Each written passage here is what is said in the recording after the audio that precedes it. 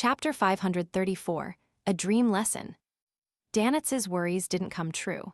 Klein gave him a look and went into the bedroom to rest. During the 5 hours he spent on the liner, he had always been in a highly tense state. He had also been alarmed last night and didn't sleep well as a result. At this moment, he couldn't help but feel exhausted. With a thud, Klein closed the bedroom door. Phew, he scared me to death. Danitz relaxed and slumped into the reclining chair. The scene of him turning into gold pounds had surfaced in his mind a moment ago. He found it difficult to stop having these scenes appear one after another in his mind. After a moment of silence, Danitz, who had been hanging around the bar until dawn, fell asleep again without realizing it. He dreamed that the captain had arrived to save him, but she had failed. Instead, she got caught by Jayaman Sparrow and ended up becoming a maidservant for this crazy adventurer. Just as Danitz was outraged and unable to resist, he suddenly saw the blurry scene around him turn clear just as he was about to wake up. The scene froze on the luxurious suite of the Wind of Azure Inn. Knock, knock, knock. Danitz heard a slow, soothing knock on the door. Wasn't I dreaming? With this question in mind, Danitz walked over to the door and turned the handle. As the crack in the door widened, he saw a familiar figure. She was a beautiful lady, with a face shaped like a goose egg, a high nose bridge, thin lips, and a pair of pale blue eyes that resembled clear spring water. Her long brown hair parted in the middle, tied in a simple but delicate knot at the back of her head as they flowed down. She didn't wear a hat, only wearing a beige coat which was tight at the waist. Her collar was covered with palm-sized flowers woven from white lace. Matching her coat was a dark-colored skirt which reached her knees. The pleats of her skirt were connected, looking slightly fluffy. On her feet were a pair of leather boots that shared the same color as her hair. "Captain," Danitz cried out in alarm. He hurriedly snapped out of his reverie, turned around and faced Jayaman Sparrow's bedroom while taking a defensive stance. "Be careful, run. A lunatic is looking for you. He has a terrifying organization backing him." As the feeling of self-sacrifice welled up in him, Danitz heard his captain calmly say, "This is a dream." "Dream? Yeah, I'm dreaming. What's there to be afraid of?" Danitz glanced left and right, folded his arms, turned around and said, "Captain, you simulated the powers of a nightmare. That can't be right. You were near Sanya Island just last week." The largest island in this region of the Sanya Sea, which was also the origin of its name. It was almost like a small continent. Originally, it was the only remaining gathering place for the elves after the cataclysm, but as time passed, this ancient Beyonder race was plagued by all sorts of factors and gradually died out. The occasional sighting of them proved that they hadn't completely gone extinct. At the end of the Fourth Epoch, the Lone Kingdom occupied this island, but in the 20-year war, they suffered a terrible defeat, handing over Sanya Island to the Faesak Empire. That was already more than 7 centuries ago. Sanya Island was situated nor-northwest of the Rørsted archipelago, and it took nearly half a month by ship to arrive there. Vice Admiral Iceberg Edwina Edwards was still in the vicinity of Sanya Island last week, so it was impossible to reach Bayam within a week, unless she could fly or use the spirit world to travel. The beautiful lady, whom Danitz addressed as Captain, nodded. "We have just entered the Rørsted Seas, still 1,000 nautical miles away from Bayam. In other words, she'll take another 3 to 4 days before arriving. That's what I call normal." Danitz curiously asked, "This should have already surpassed the range of a nightmare. Moreover, it far exceeds." He added inwardly.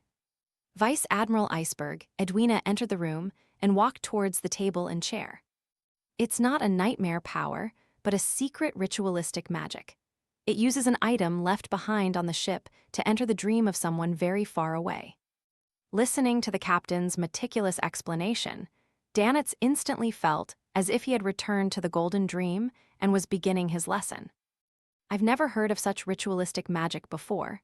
Yes, Captain has mastered many strange and rare magic and witchcraft. No one can tell how much knowledge she possesses. She seems to have mentioned that her sequence name is Mysticism Magister. Sigh, if I had known that she had this secret technique, then I wouldn't have been so frustrated over how to inform her about the unexpected events in Bayam." Danitz interrupted Edwina's description with a flurry of thoughts. Captain, you sensed that there's a problem with our point of contact over here. Yes, this is another secret technique. Edwina seemed inclined to describe the specific method in detail. Seeing this, Danitz hurriedly sighed. Poor old Rin and the others. Edwina stopped walking and turned her back to the window, asking succinctly, "What happened?" "I'll have to start from Daymere Harbor." Danitz felt energized, as if his long-lasting depression had finally paid off at that moment. He described his attempts to recruit Jayaman Sparrow, but he ended up discovering that he was a madman, and he also exaggerated his plight on the White Agate. According to the rough draft he had prepared last night, he thoroughly described the weird and horrifying situation at Banzi Harbor, including the ambush and assassination attempt involving Steel Mavetti. He explained everything about how he joined forces with Jayaman Sparrow for a counterattack and hunt, as well as his own theories about Jayaman Sparrow's background and powers. This included creeping hunger and the secretive, powerful organization. During this process, he tried his best to restore the truth, only exaggerating the role he played, raising his status from servant or attendant to an assistant or collaborator. Vice Admiral Edwina listened quietly the entire time without interrupting him. When he was done, she nodded lightly and said, "He has no ill intentions. Him, Jayaman Sparrow, means no harm." Danitz quickly said, "Captain, regardless, he's a dangerous fellow." "Are you sure he means no harm?" "I can't be sure," Edwina replied very calmly.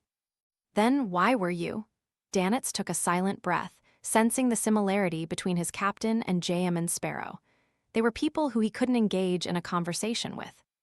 Vice Admiral Iceberg, Edwina said with a straight face, "That's just my speculation and judgment." Danitz rubbed his temples with his right hand. "Anyway, he's dangerous. There's a secret organization backing him, and I've no idea about the situation of the organization. Captain, I don't think you should take the risk of communicating with him, even if he claims to have something to ask of you." Edwina thought for a moment before saying, "There's no need to take risks. I can communicate with him through you." Danitz first heaved a sigh of relief before asking both curiously and expectantly, "Captain, how will that work?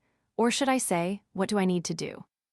Edwina raised her right hand, revealing a stand and a blackboard in her dream. "I need you to hold a ritual," she said. "It's called a soulfall ritual. It allows my soul to pass through the spirit world and attach itself to your body. I'll be able to converse directly with Jayaman Sparrow. It works on anyone below that of a demigod, with an effective distance of no more than 500 nautical miles. It involves reason and communication, and it belongs to the realm of the god of knowledge and wisdom. You must draw the corresponding symbols and magic labels. In mysticism, the blue planet corresponds to the god of knowledge and wisdom. Mercury, brass, lavender, pepper, and mint are needed. Blue planet corresponds to Saturday. The time of the blue planet is from midnight to 1 on Friday and 11 to 12 noon on Saturday. Edwina explained as she wrote the key points to remember on the blackboard, and Danitz instinctively sat down and assumed a listening posture. As he listened, he suddenly felt at a loss. Why do I need to attend classes, even in my dreams? In the bedroom, Klein, who was sleeping, suddenly jolted awake, having vaguely sensed something. He got out of bed and listened for a moment. In the living room, although Danitz was snoring, his breathing was calmer than before. It wasn't too strange, but it was sufficiently unusual for an experienced senior expert in mysticism like Klein, who had been through a lot. He softly walked to the door that separated the bedroom from the living room, reached for the handle, and slowly turned it. Without a sound, Klein walked out of the bedroom and saw Danitz lying in a reclining chair, fast asleep. Everything around him appeared normal. Klein quietly activated his spirit vision and checked blazing, but he didn't find anything amiss. Whether it was the color of his aura or the changes in his mood, there was nothing abnormal about him, all within a reasonable range. After watching for a while, Klein frowned and took out a silver charm. Dream charm. In the dream, Danitz was learning the soulfall ritual with a bitter expression. He had no doubt that the captain in front of him was genuine. No one can fake such a style and hobby. At that moment, he heard the sound of the lock turning. Subconsciously, Danitz looked towards the bedroom, where the crack in the door was widening, and Jayaman Sparrow, who was wearing only a white shirt, walked out expressionlessly. How did you appear here?" Danitz shot to his feet, blurting out in shock. He quickly snapped to his senses and stammered, This is my dream." How is Jayaman Sparrow appearing so easily? With one hand in the pocket of his dark trousers, Klein walked toward the woman who had her back to the window and said in a low voice, "A charm." Then, looking directly at the woman, he asked almost with certainty, "Edwina Edwards." "Her attire is a little strange. She doesn't look like an adventurer, much less a pirate. She looks like a woman with a decent job, someone who can support herself on her own. The style of her attire looks like it comes from Intis." Klein thought, feeling somewhat unaccustomed. Edwina nodded slightly and similarly replied, with a question, "Jayaman Sparrow." "Yes, good afternoon, ma'am."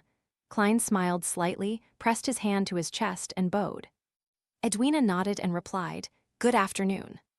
Klein, who was maintaining his persona, stopped talking, waiting for the other side to take the initiative to ask him about his purpose. He looked at Edwina. Edwina looked at him. There was a sudden silence in the dream for several minutes. From time to time, Danitz looked to the right and to the left, having a baffling feeling that perhaps all of this might really be a dream.